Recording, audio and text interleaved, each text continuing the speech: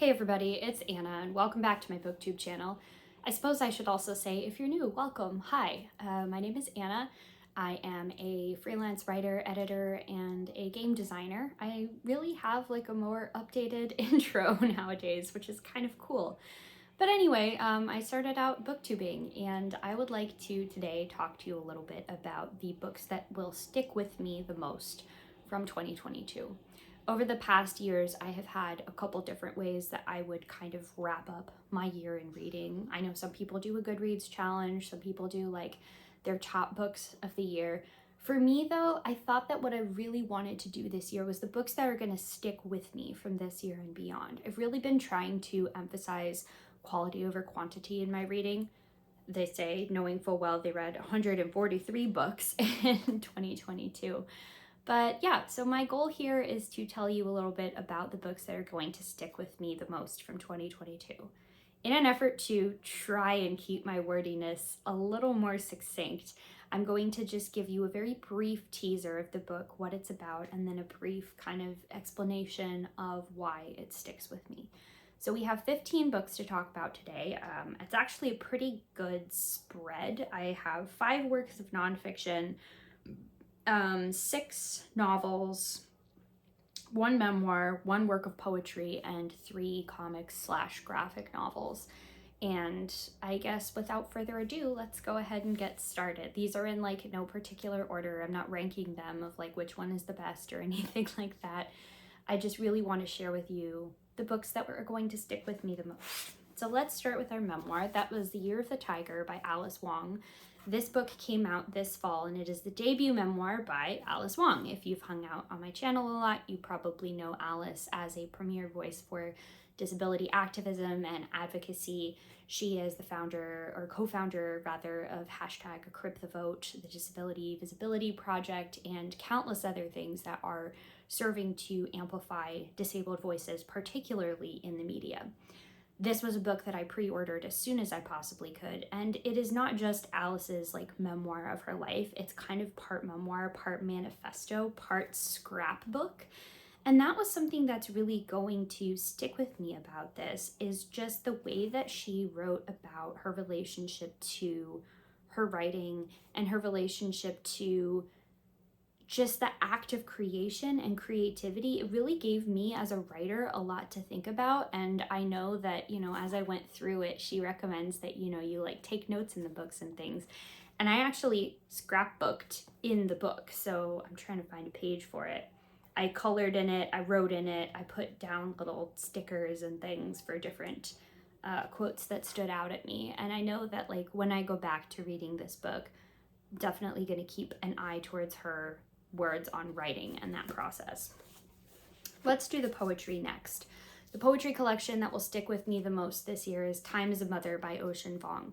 Vong is continuously just like knocking it out of the park with his writing. He is a queer Vietnamese American writer, and the thing that's going to stick with me most from this collection of poems, this is his second collection by the way, is how much we don't anticipate poetry will just leave us with this kind of gut punch feeling. What I want to do as a writer and as a poet is leave people with a strong emotional reaction after they finish reading what I write, and this book did that for me. The feeling that I got from reading this book is going to stick with me in the years to come. All right, bear with me as I move the piles of books around. Moving on, let's do some nonfiction next. This year, I feel like a lot of books that stuck with me were nonfiction oriented, and I feel like I read a lot more nonfiction than I usually do. But it was a really good nonfiction reading year. So the first book I just have on a post-it because it was a library book and I don't have it. But that is American Zoo by David Grazian. It is a sociological kind of academic book about the sociology of zoos in the United States and kind of what kind of meaning we make in the world when we go to a zoo and experience, seeing wild animals in a sort of naturalistic habitat, yet knowing that this is a very artificial and manufactured space that serves to do things like delineate the difference between wild, nature and civilization in the city, or between the human and the animal. What really stuck with me through this book is that it changed the way that I look at zoos and aquariums when I go visit them. And I do like to visit them. Like the Seattle Aquarium is one of my favorite places to visit here. I take people there. When we go visit my in-laws, they love to go visit zoos and see all the different animals. And this really just kind of opened my eyes to the ways in which the zoo is organized as a physical space, and also to a lot of the sort of invisible, underappreciated, unsung labor that goes into keeping a zoo functional and operating and running and actually taking care of all of these animals. I know that I'm already getting super wordy, but I know that a lot of like critiques of zoo comes from, oh, we don't want to see animals in cages and all of that sort of thing. But it also really educated me that many zoo animals are there because they are like injured or ill or were born in captivity, and therefore, for one reason or another, aren't actually able to survive in the wild. So like it was interesting to me to conceive of a zoo as kind of a place where we put a lot of sick and disabled animals that can't go live in the wild. And yeah, it just gave me a lot to think about, and it gave me a new perspective on visiting the zoo. And I have to shout out Fariba from the Eclectic Reader for that recommendation, because she is the one that put that book on my radar. She also put the next book that's going to stick with me on my radar. So Fariba, if you're watching this, thank you. And that is American Wolf, A True Story of Survival and Obsession in the West by Nate Blakesley. This is a book that is about the true story of the reintroduction of the American gray wolf into Yellowstone National Park. The wolves had, essentially become extinct in the wild in the lower 48 states. So some gray wolves were taken from Alaska and like the northern Canadian provinces, rehomed to Yellowstone in an effort to bring the population back. And this is all about the pack that the author follows throughout, their birth and life cycles and development, but also the people who have various investments in the wolves, whether it's from a conservationist perspective as this park ranger who becomes, obsessed with tracking them and following them throughout their lives, the visitors that come look at them and take pictures, and the hunters and sort of people that live there throughout the year being worried about the wolves' impact on their livelihood. What stuck with me about this book is that it really also added, like American Zoo, a layer of complexity to our discussions about wildlife ecology, conservation, animals, the relationship between humans and animals, and really just serving to drive home the fact that we are not, as a species, separate from nature or outside from nature as much as we might like to think we are. And this gave me some really interesting perspectives as well on the various things that go into running and administering a national park that, again, I like to visit places like this, and it really just makes me think differently about them when I go visit them. So highly recommend that book.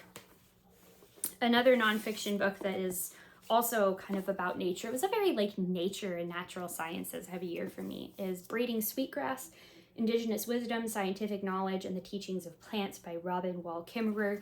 She is an Indigenous botanist and scholar and like keeper of her Ojibwe traditional ways and lore around plants and the natural world.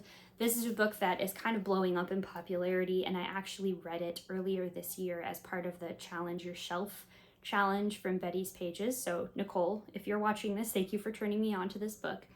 It is absolutely fantastic. This is a book that is kind of, again, part memoir, a little bit part like personal essay, manifesto-ish type thing. Maybe not manifesto, maybe that's not the right word. But it is all about how Indigenous people have been living in a relationship with the land that contains its own sort of scientific knowledge, often overlooked by the academy or dismissed as sort of primitive or unsophisticated. And it's a lot about Robin Wall Kimmerer's inherited knowledge from her family of plants and the natural world, and how, as a botanist today, someone who was, encouraged to kind of leave behind a lot of her traditional familial and Indigenous knowledge when she got her PhD, her attempts to reincorporate Indigenous knowledge into the way that we understand plants and the world around us. This book is fantastic. This is actually not my original edition.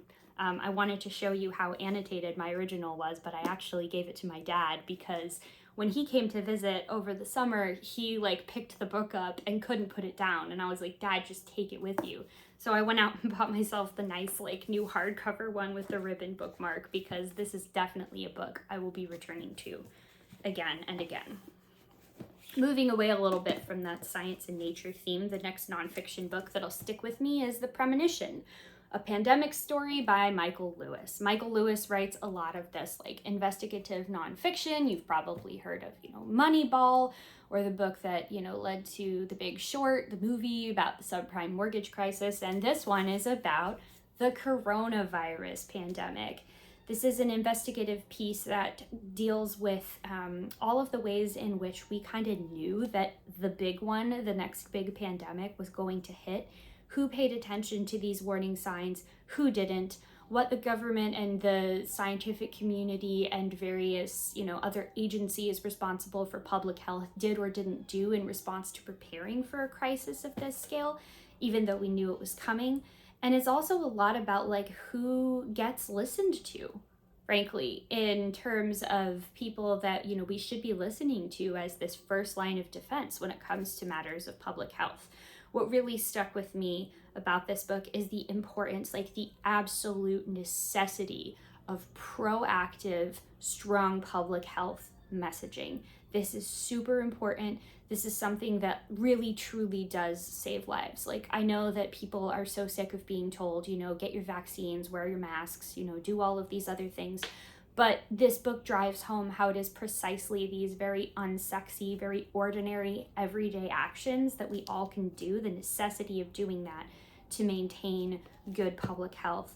And also the woman who is kind of the main character, if anything, of this book is just this absolutely incredible Spitfire medical examiner. And I just loved reading about her and, her whole story of what led her to become one of these people that had this premonition, so to speak, of the pandemic to come. If you read any book about the coronavirus pandemic, this should be it. Okay, final nonfiction book that's going to stick with me is How to Keep House While Drowning, A Gentle Approach to Cleaning and Organizing by K.C. Davis. When I tell you this book left a profound emotional impact on me, you might wonder why, considering it is a book about how to keep your house.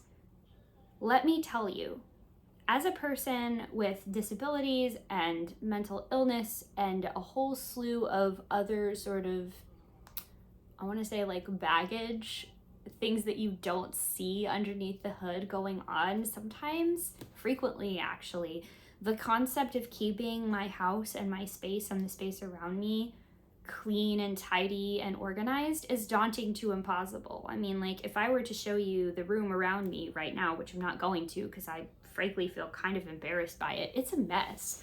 There's stuff all over the floor. I haven't taken out the trash. I'm just being like radically honest with you here. There's empty coffee cups places.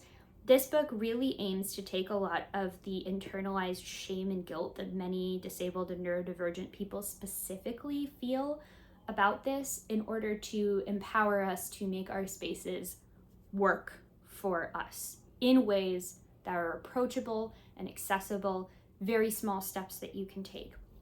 The thing that sticks with me most from this book, well, number one, is that it is specifically written with neurodivergent readers in mind. And I've never read a book that was like explicitly drawn that way, that wasn't, like a plain language book or something like that. So there are a multitude of ways to read this book. I didn't read it all in one sitting, even though it is quite short, because I actually did want to stop and take breaks between the chapters to just kind of internalize some of the new thoughts. But what really sticks with me through this book is that it works. Like I'm following the advice in this book that she gives about, how to reframe chores as care tasks, how to do things to make your home feel safe, how to kind of take some of the stress that comes from external factors out of cleaning and taking care of your house. And it works. I mean, that's what's sticking with me. I've been doing this now for the better part of a year, and I highly recommend it if you're somebody that struggles with that or struggles with the executive functioning load of doing things that frankly seem effortless for a lot of people. Definitely would recommend that. All right, next stack. I think next we'll go with the comics. There were 3 comics / graphic novels that really stuck with me this year. We'll start with something that I never really thought I would read, and that's manga. I'm not really an avid manga reader, despite reading lots of comics. I never really got into manga, and I think it was really a question of finding the right series. Well, let me tell you, I found that this year, and it is Witch Hat Atelier by Kamome Shirahama, and this book series is so adorable. I absolutely love it. It's 10 volumes so far, and it follows the adventures of Coco, a young girl who wants to become a witch, and all of her friends who are studying in an atelier under a teacher to become witches. And this is a really fun world with a unique magic system that revolves a lot around writing and drawing. All of the magic is very sigil based, so having things like the right pen and stationery and penmanship become very important in this. One of the things that like really sticks with me about this book is that this is like so not specific to just the book, but that it opened me up to a whole new method of storytelling because I'd never read manga before. So I'm learning so much about the new storytelling connections and like visual cues in manga from this. And also just that I love stories about friendship. The friendship between all of the kids in this book is really something that is very wholesome and heartfelt without coming across as overly saccharine. And that's something I super appreciate about this book. All right, moving on. Next is Die by Kieran Gillian, and hold on, let me make sure that I get the artist's name correct. Stephanie Hans, Clayton Cowles, letterer, et al.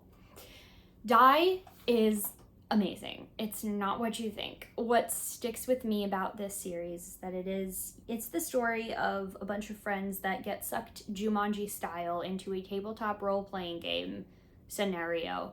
They come back years later completely changed, and one of their friends is left for dead behind in that world. So this is the story of what happens years later when they're not teenagers anymore, they're all adults, and they decide to go back and try and fix what happened. What sticks with me about this book is just that the world building is so unlike anything I've ever seen without being very derivative, right? Like it's an homage to a lot of the science fiction, fantasy, cyberpunk tropes that come before it. It's an homage to a lot of the history of role-playing games and this type of like sci-fi and speculative fiction. But it always does it in a way that is so subversive. And I don't mean that in the sort of haha gotcha subversive like a M. Night Shyamalan twist or something like that. But it is in a way that really changes your expectations and your preconceived notions about what a role-playing game is, what these genres are, what they mean to the people that are involved in them, and even like what a game is. This is a comic book series that actually spawned a tabletop RPG. Came out on Kickstarter. I backed it. I've been, enjoying the beta version of it over in the Die RPG Discord, and it's absolutely incredible. It's pretty short too. It's only 4 volumes long, and I finished it this year. I'm actually in the midst of rereading it again for the second time this year because it's just that good, which is why I'm holding up volume 2 because that's currently what I'm at. Highly recommend. And then finally, I'm really eating my words on this one because I swore I was not going to continue with the series, but that is The Sandman by Neil Gaiman and various artists. When I finished book 1 of The Sandman, like the first 25 or so issues, I swore I was not going to stick with reading it because it's not good. At that point, like the characters aren't really fleshed out, the story doesn't make a whole lot of sense. It really just wasn't doing it for me. But my best friend Colin, this is like one of his favorite series, convinced me to stick with it, and I did.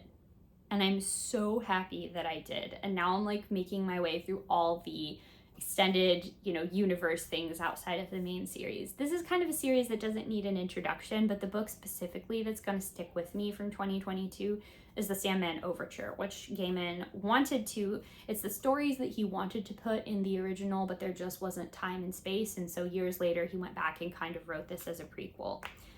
The thing that sticks with me most from this book is the absolute just, oh my God, I can't even describe like how amazing the artwork and the paneling is in this. This book is going to stick with me because it opened my eyes to new methods of sequential storytelling. The paneling alone is stuff that I've never seen done in a comic before, and I honestly don't know how they were able to pull it off, but it works. For some reason, it really, really works, and that's just a testament to the skill of J.H. Williams III and Dave Stewart and Gaiman himself, that they were able to pull this off. This is the greatest comic book I have ever read of all time, period. It's probably not going to make much sense to you if you haven't read the Sandman series, but if you have or you're familiar with the story, you won't want to miss this. There were multiple times when I was reading this that I gasped out loud when I turned the page. It's fun background music if you can hear that. I gasped out loud when I turned the page, and there were also multiple times that just simply took my breath away. I mean, as someone with synesthesia, reading this was also like listening to a symphony, the way that the colors activated the music in my brain, and it was stunning. So good. All right, those are all of the comics and graphic novels. I don't know if we say graphic novels anymore. I think like hopefully we've gotten over the, ooh, comics are juvenile thing. Maybe not, I don't know. Anyway, tea break time. Also, I mean, this video is now going to be probably like half an hour long, so feel free to pause it right here and grab yourself a beverage if you were like, oh damn, didn't expect to be here this long. And if you're new, just kind of expect to be here this long because I talk a lot. Okay, let us finish up with the novels. Didn't read as much fiction this year as I usually do, but what I did read was truly bizarre and experimental and out there in many cases. So let's begin with The Lost Shuttle by Max Gross. This is a novel about a tiny Jewish shuttle, named Kreskel, that is nestled deep within what is now modern-day Russia. That is kind of this place that's a place out of time and space. It went completely unnoticed by the outside world, survived the Holocaust, survived Stalin, etc., and it's in this sort of like very 19th century technology era. They don't really have any contact with the outside world, and this is a story about, of course, what happens when inevitably they make contact with the outside world and how that changes the entire dynamic of the village, and how it also becomes really a discussion and an interesting, like way to think about different ways of being a Jew in the world, and specifically a Jew in the modern world, because the various sort of groups of people interact with this lost shtetl very differently. And far from having the main characters kind of be caricatures or stereotypes, they are very well fleshed out. I'm not surprised that this won the National Jewish Book Award, and as a Jewish person myself, I really enjoyed reading this. What sticks with me the most, though, is the relationship between the two main characters. That was one of very dedicated friendship and persistence and perseverance, that for various reasons, both of them are kind of outsiders within this shtetl, but they're also outsiders when they go to the outside world, the modern world. They don't speak the language. They don't really understand how technology works or anything. And still, this dedication that they have to each other towards finding each other and making that home and that community in the midst of being outsiders is a very Jewish thing to me. And so this is definitely going to stick with me. Next up is Darkness at Noon by Arthur Koestler. This was another recommendation from my friend Colin. It is a sort of novel about a man who is a communist revolutionary that is caught up in the Moscow show trials in the 30s. It's mostly written from him being in prison. It's pretty dark. It's pretty bleak, I'm not gonna lie. But what really is sticking with me from this book is that better than many other books, short of, I don't know, somebody like a Dostoevsky, it really gives you a window into the interiority of a man who was caught up in this zealous revolutionary world, struggling with doubt and uncertainty years later. I feel like that's not something we get a whole ton of space for. We either get people that are super confident or like not confident in anything.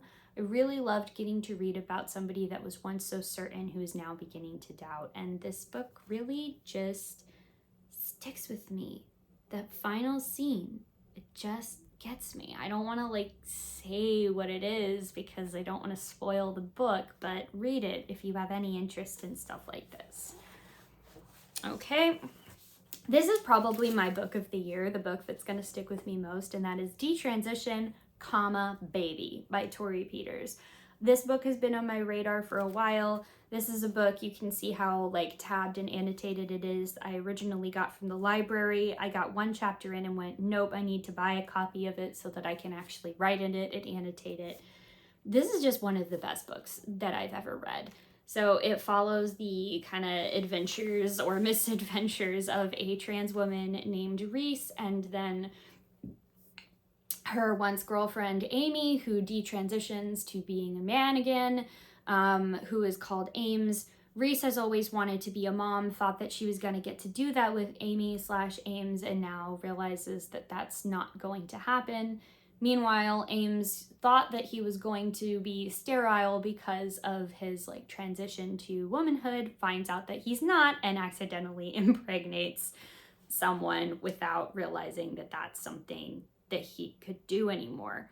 So it's this complicated story of gender identity, family dynamics. What really sticks with me throughout this is how much we really need books that are written for trans people, like by and about us. Like we need that. We need stories that are like this, where we have like messy, kind of fucked up protagonists, trans people that are allowed to be a mess without being these sort of like tragic figures or objects of pity, or also objects of inspiration. Frankly, a lot of the problems that the characters face in this book are so specific to queer and trans culture, and that's what sticks with me the most, because like you're probably not gonna get it if you're not involved in those cultures, but if you are, you're just gonna be like, oh yeah, of course it figures. Like there is a scene where Reese and Amy are having sex and just like doing a bunch of poppers, and it's like, if you know, you know. This book is a gigantic if you know, you know. We need more books like this. I love this book. I cannot wait to read more Tori Peters. Just go fucking read it. Like just read it. And also remember that the comma in the title is very important. Okay, speaking of commas and things, the next book is Hell Sands by Ever Dundas. This is a big chonker of a book. I can't believe that I finished this at the end of the year because my attention span for reading has been completely shot. I say speaking of commas because this is a book about a world in which people can be allergic to fonts. So there is this font in this kind of sci-fi-ish world that it's like sci-fi, but it's basically our world, with this one salient difference, which is that there is a font called Hell Sands that produces a sensation akin to this like euphoric drug high when people read it. So everything is in Hell Sands because people are constantly going around reading things and getting this high from reading in this font, except for the people that are allergic to the font. It's very similar to like an autoimmune disorder, or like something like ME, MCAS, etc., or even like a celiac disease or something, where like if you continue to expose yourself to this font and you are Hell Sands sensitive, it's going to eventually damage your body and kill you. And of course, the wider society does not really care about this because Hell Sands mostly makes everybody very happy and therefore more easy to control. And it's very easy to kind of characterize people that have this allergy as like this underclass, or like related to the subversive element of society.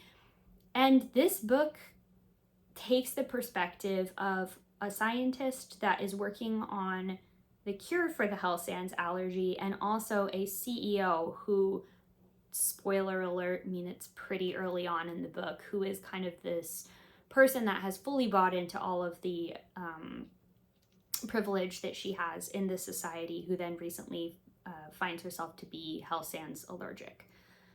So it's told from both of their perspectives. This, again, is a book that has queer characters that are messy and messed up, and I loved it because it was very difficult to, this is another book that like does that thing where people say, oh, I like a morally gray protagonist, but they just mean somebody that is actually like really a good person that sometimes does bad things. These are actually morally gray protagonists where you really cannot figure out, are they a good person or not? They kind of resist that easy categorization. This is also a book that takes a lot of really creative risks with its storytelling, some of which land, some of which don't. But I really appreciated that the author like took a chance and tried with those things because it really made for an incredible reading experience. The thing about this book that's really going to stick with me, though, is the way that the author imagined the society that is so, science fiction-y, but so similar to what we're currently living through. And I just thought that it was a world like Do Androids Dream of Electric Sheep by Philip K. Dick, where it's something that, yeah, it's so like futuristic and out there, but it really isn't. And the way that she wrote that just, it's captivated my imagination, and I've been thinking about it ever since I finished the book. Now we go all the way back to something that I finished way back at the beginning of the year, and that is The Cabinet by Unsu Kim, translated from the Korean by Sean Lynn Halbert, who's actually a local translator to me, which I thought was very cool. How to even describe this book? This is a story about an office worker who is in charge of organizing this filing cabinet, Cabinet 13, filled with case studies of humans that have oddities or peculiarities about them that some people think might make them, the first step of becoming a new species. I have this like bizarre transhumanism thing going on in my fictional reading this year, it seems. So that, I'm struggling to even describe this because that's kind of the jumping off point, but the book just gets weird. So it starts out as though it is just a series of these case studies of people that are maybe becoming a different species. Then it becomes a lot more about the relationship between this office worker and the like academic scientist dude that is studying these people, and this weird sort of trail of obsession that they both start following down. This book stuck with me because honestly, it was just truly bizarre. It left me with so many questions, some of which I still can't figure out, like the questions and the mysteries that this book posed. It's like there's one way to read it where you think it's all tied up, and then there's another way to read it where you think it doesn't. And I do find my brain kind of cycling back to the complexity of the questions that this book asks and the just deliciousness of not having them all completely answered. I'm enjoying reading a lot of sort of the, I guess, new weird books that are coming out of Japan and Korea specifically. And this was no exception. I definitely want to read more books that this author writes. And finally, did you think that we would end on anything but a queer title? Because this is who I am. Last Night at the Telegraph Club by Melinda Lowe. This is a work of young adult historical fiction that, if you can see the screen, you see is studded with the National Book Award, the Prince Award, the Stonewall Book Award, and the Asian Pacific American Librarians Association Youth Literature Award. All of these so well deserved. This is a story about a girl named Lily who is from a Chinese immigrant family living in Chinatown in San Francisco in the 1950s. And she is a budding, becoming aware of her sexuality recently, lesbian, who is developing a crush on a girl from her school, Kath. When Lily and Kath find out that they're both attracted to girls, Kath invites Lily to this club where a sort of, male impersonator act is happening. And this is something that was a really common act, especially in a lot of LGBTQ spaces where somebody that, was a woman would put on this male persona and kind of break these gender norms, and was very frequently a place for women specifically to explore masculinity, gender nonconformity, lesbianism, bisexuality, etc. So it is the story of these two with their first love, and then also kind of facing the strictures of the time and these sort of family expectations that they will not be this way, and also the kind of Red Scare of communism in the 1950s. This book just absolutely swept me away, and when I tell you that when I finished it, I cried, like big shuddering sobs. This book made me sob. I have not, do you know how rare it is for a book to actually make me cry, like snotty need tissues cry? Oh my God, I highly recommend it. There's, you know, like some warnings for queer phobia and stuff from the 1950s, from that, you know, time period. That's in the book. But overall, it was an absolutely incredible reading experience. I can't wait for the next book in the series to come out, which I think it's coming out this next year. Oh man, I'm getting choked up just talking about it. I can't recommend it enough. Is that stack gonna stay? Yes, yes it is. So that's going to do it for the books of 2022 that have stuck with me. I would love to hear from you down below if you have read any of these books, what your thoughts on them were, or just, you know, let me know what are the books that stuck with you from 2022. Let's have a conversation down below in the comments, and you can expect to see me making another video, hopefully to be released by the end of this year. We'll see. Also, can't believe I got through this whole thing in one take. That's exciting. Yeah, so if you liked what you see here and you'd like to see more of my weird unscripted ramblings, the best way you can do that is by subscribing to this channel. You can learn more about me and my work as a game designer at sixstringgames.com. And yeah, I think that's it. Thank you all so very much for watching, and I'll see you in the next one. Bye.